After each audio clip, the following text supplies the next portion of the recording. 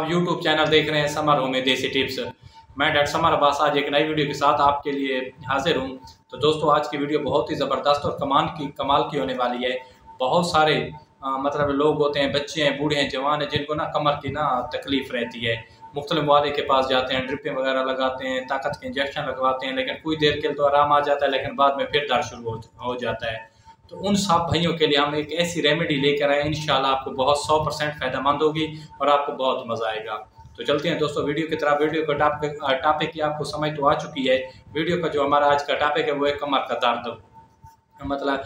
और जो वीडियो शुरू करने से पहले जो रिक्वेस्ट हम आपसे करते हैं कि हमारे चैनल को सब्सक्राइब करें, लाइक करें, शेयर करें और बेल के आइकन को ज़रूर दबाया करें ताकि हमारी आने वाली नई वीडियो अब तक पहुंच सके।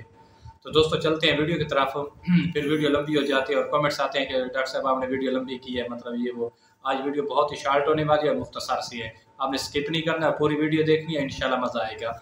इसके लिए ना मतलब 3 से 4 चीज़ें ज़रूरत पड़ेंगी, कोई ज़्यादा पैसे वाली चीज़ें नहीं हैं। परेशान नहीं होना। जो लोग मुख्तलिफ मतलब मौले के पास जा के या हकीमों के पास जा के थक चुके हैं, तो उनके लिए ये नुस्खा है और ज़बरदस्त नुस्खा है।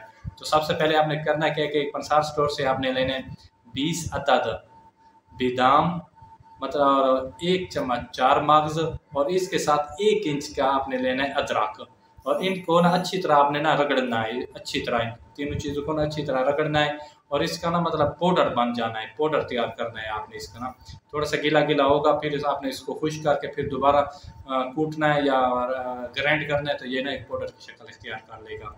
तो इसका तरीक़ाकार है, सबसे पहले आपने करना है कि सुबह नाश्ते के बाद आधा चम्मच और रात को खाने के बाद आधा चम्मच। इंशाल्लाह आपने ये नुस्खा 15 से 20 दिन तक इस्तेमाल करना है। जितना बड़ा दर्द होगा कमर वगैरह का, वो ख़त्म हो जाएगा। और अपने भाई को दुआओं में याद रखिएगा और वस्सलाम, खुदा हाफ़िज़, जज़ाकल्लाह।